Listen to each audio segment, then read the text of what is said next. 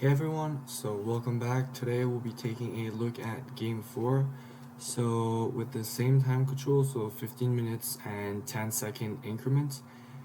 And this was this was an interesting game. It started as a pretty standard, boring, very dry London system position, and it quickly turned into a messy time scramble.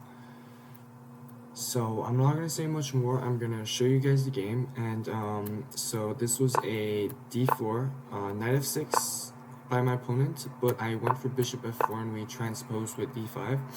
So this is the exact same position as if I went d4, d5, no, d4, d5, bishop f4, and then opponent with knight f6. So this transposes into a London main line with d5. And then I went for e3, so very standard, knight c6. So this is the Chigorin, and this is not an ideal setup for black, because black usually wants to put a pawn on c5 in the London.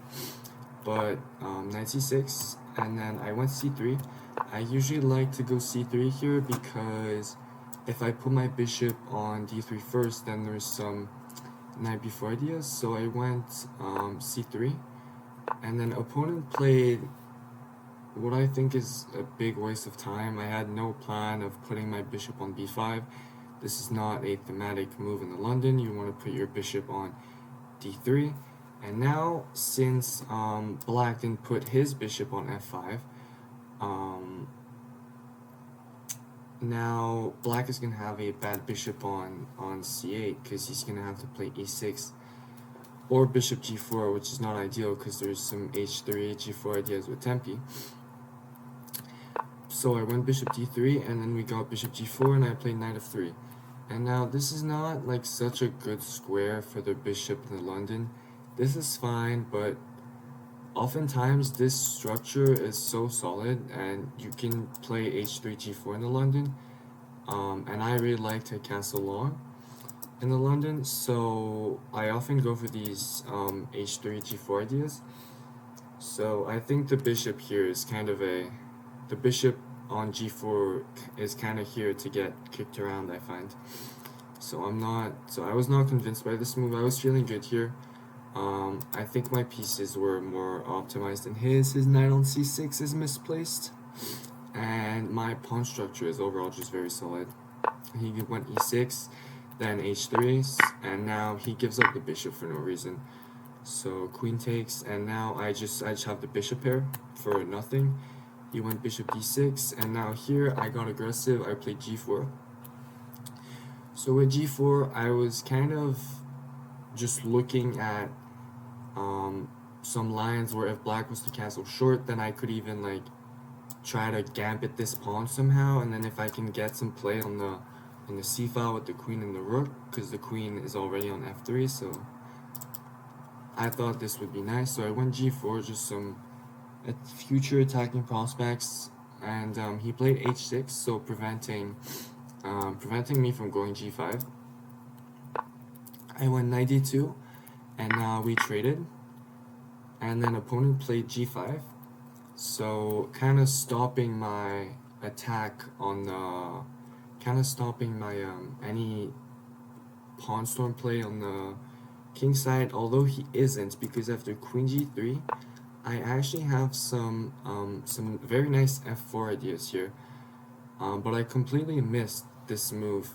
I thought of this move during the game, but I didn't see how strong it actually was, because opponent went queen to d7, and here I went e4, but the computer deems e4 an inaccuracy because f4 is quite strong here, and I didn't see this, but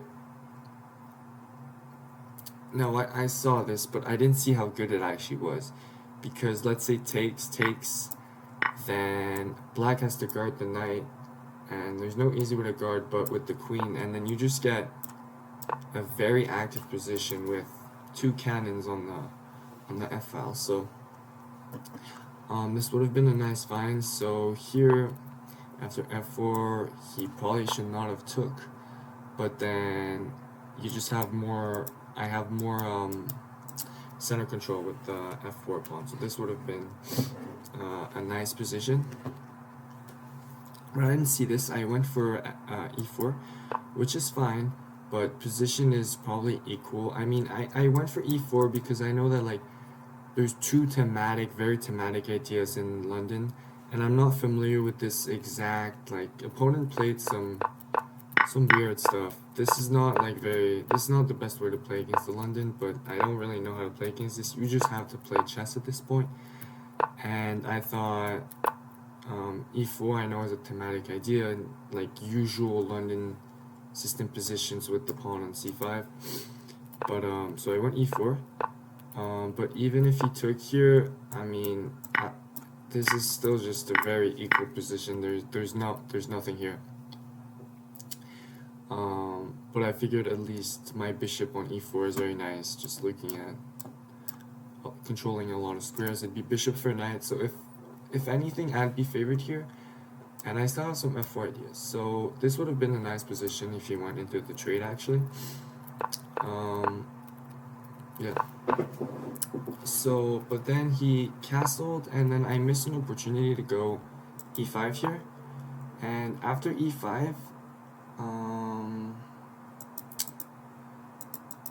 the knight is very awkward here because the knight is forced back to a bad square. So the knight has to go to one of these three squares, and you don't want your knight on the back rank. And you definitely don't want your knight on h7. That's a terrible square for the knight. And yeah, so the knight on h7 would have a lot of trouble getting back into the game because he'd have to go back to f8 and then to g6. So I didn't go e5 right away. I did find e5 after castles though. I went e5 here. I should also mention that this move, knight a5, I thought was a waste of time because he's not actually threatening to get in here because I have two pieces guarding that, the c4 square, and he's not threatening to get in here. So I thought this was a bit of a waste of time, but I guess the opponent was trying to generate some type of attack. But then after e5, closing down the center, he, for some very strange reason, he just gave me a free pawn here. Yeah, for some very strange reason, he just gave me a free pawn here. He had to, obviously, going back is awkward, but I don't think it's worth a pawn. He would have just lost time. The position here, if he went, let's say, knight g8, trying to reroute through here, the position remained closed, and he has time, and yeah, I mean, I'm still better because of f4. Again, I failed to understand the real strength of this move during the game, but this is an idea I'll keep in mind. I thought f4 was too risky during the game. I did think of it, but I didn't evaluate how strong it actually was. And then, so he just gave me a pawn here. And then here I played a move which gave away my entire advantage. I'm not sure why I played this move, but this move allowed my opponent to start an attack, which I played bishop to b1. And that move, the issue with this move is that it allows rook to d5. And now black has a lot of attacking potential. I should have just gone king b1 here, and I'm better. I'm up a pawn, black has no attack, f4 probably on the way, and yeah. But instead I played bishop b1 to guard my a2 pawn, and then he brought his rook, so with rook d5, and then I played queen d3 here. An idea of queen d3 is simple. I wanted to trade the queens and guard the second rank, because I assumed that he would go for something like this. But position remains equal here, mainly because I'm up a pawn. But then he went rook b5, which is a blunder. because I get queen c2, and here I'm much better because I'm up a pawn. So after rook b5, I should mention that rook b5 the computer doesn't like, because computer really liked c5 here, where after queen c2 and takes, this is just black can probably draw this position. This pawn is weak. If anyone's better here, it's actually black, because of the weakness of this pawn. Even though the knight's a little bit stranded, I would not have been comfortable in this position because my pawns have a very hard time moving here. His pawns kind of restrict my pawn movement, so I would have had very little play. This was most likely would have been a draw though. So c5 would have pretty much guaranteed a draw for him. Although there's a better continuation here, I had to find bishop e4, and then after knight takes e5, I had to take to preserve a better pawn structure. In the previous variation, if I just take, this pawn's weak, but if I play bishop b4 here, and takes, then you preserve the three pawns here. But in the game he played rook b5, and now I'm better because I'm up a pawn. I went queen c2, and then he went queen c4, which is an inaccuracy because of b3. I should say that after queen c2, there's gonna be a couple of... I was very low on time here. I had a minute on the clock, and my time management was really poor this game. Not my proudest game, but we'll see how it turns out.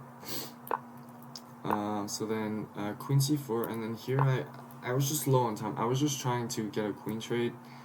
Obviously this is not such a great move. Queen c6, and then rook he1, knight c4. He was trying to pressure me on the clock, so he was playing fast here.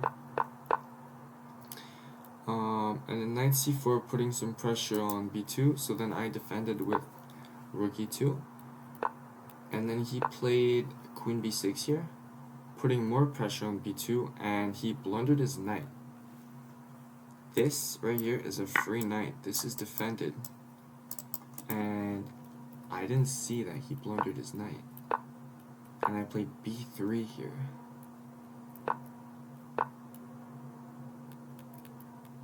I completely missed that his queen was the only defender of his knight. So very, very messy game here. I had 24 seconds on the clock, but b3, 94 hitting my bishop, and then I went c4, which I thought was a nice move because his rook is very uncomfortable here, especially if he goes to a5. I may have some ideas of trapping the rook with b5 later on if I can defend that square somehow. So yeah, but he went forward, which is best. And here I played king d2, just trying to... I was low on time, so my moves don't have much logic behind them. This is not a very logical move. If I had more time, I would have probably found d5 here. And yeah, after d5, what was the line?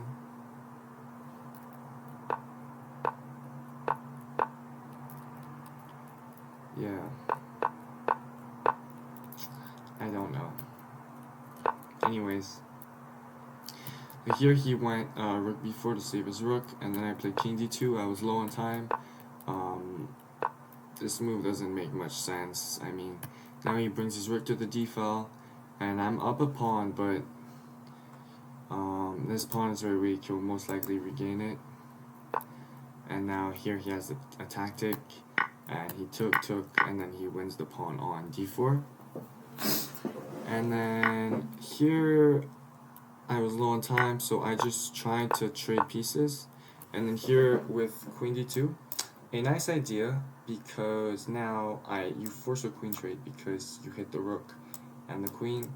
So if he moves the queen somewhere, I can just take the rook. So forcing a queen trade.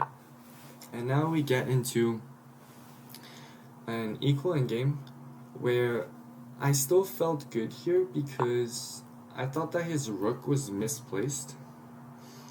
I thought that his rook on b4 was very awkward and that his pawns don't have much mobility.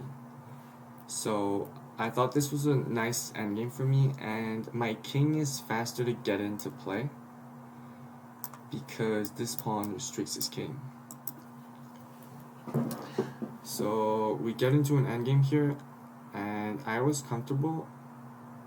I managed to stop his attack for the cost of one pawn, but at the end of everything, I'm still slightly better, and this was still easier to.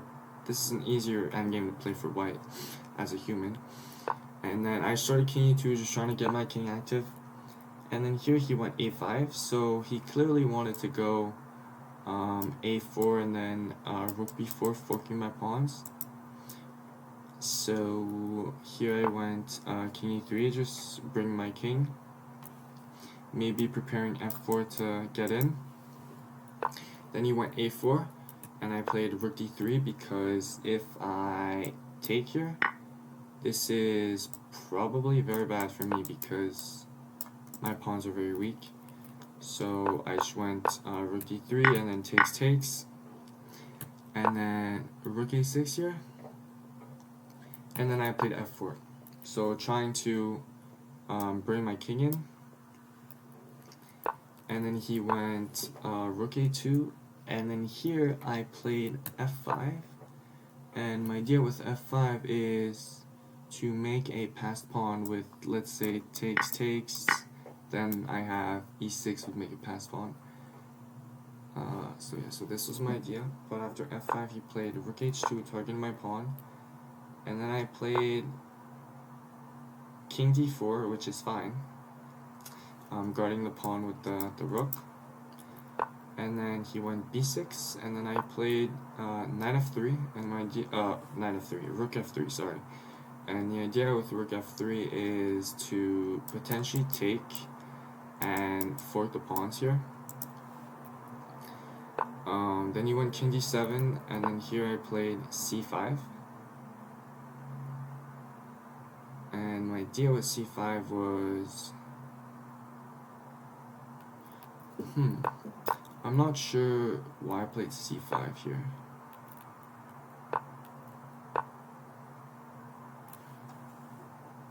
I guess just to bring my king in, and then this pawn might be a target. Yeah. Anyways, this is still just a draw though. This move is not bad or anything, but it doesn't really do much. We're kind of just trading pawns here. And then I went for my idea with rook f6, and then he can take on h3, but then I can take on e6 with check, and then king c5, and rook f6. So my idea with rook f6 was to make space for the pawn. So here, oh, right. I forgot to mention that the reason why I traded this h3 pawn for this e6 pawn, because I figured that this e-pawn from a human perspective at my elo, which is 1800, is definitely, like, with a minute on the clock, it's easy to blunder and allow this pawn to queen. So I make a pass pawn, which is 3 squares from promoting, and then I go rook f6, and now if he takes here, I quickly start to march my pawn down. Oh no, he blundered here. So after takes, and then king c5, and then he went king b4, which just gives me the entire game, because I can push, and then on rook h2, most likely. So here I still have to be careful here, because if I went e7, then he would have rook e2, skewering my pawn. And if anyone's better here, it's him, because he's up a pawn and this pawn is about to fall. So this would have been really bad. This would have been losing, most likely. So then I play king d5, just not allowing the checks and getting ready to escort my pawn to promotion. And then rook d2, and this is just cleanly winning. He gives a check, but I make a queen, he trades, and then in the end I can sack my rook for his queen, and then I get the outside passer, and this is game over. So pretty clean endgame. Let me go back. So pretty clean endgame. So this was pretty much a one move blunder from my opponent, but he was kind of under pressure the entire endgame. I had a lot of his pawns was just very restricted. So then this was a nice idea right here to make a pass pawn, because I saw that I was faster. And then yeah, king b4, one move blunder, throwing the game away, and I just queen. And this is a winning king and pawn endgame, because you can sack and the king is way too far. And yeah, so if I go back, this was not a clean game by me, for sure. I still played with 88% accuracy, my opponent played with 85% accuracy. But this was a very, very long game, and definitely not clean by me. This bishop b1 move was my main mistake. I allowed for, after bishop b1 and rook d5, now he has a very powerful attack. And I had to give up a pawn in the end to trade everything. And when all was said and done, it was a draw. But then I had more chances because his rook was awkward.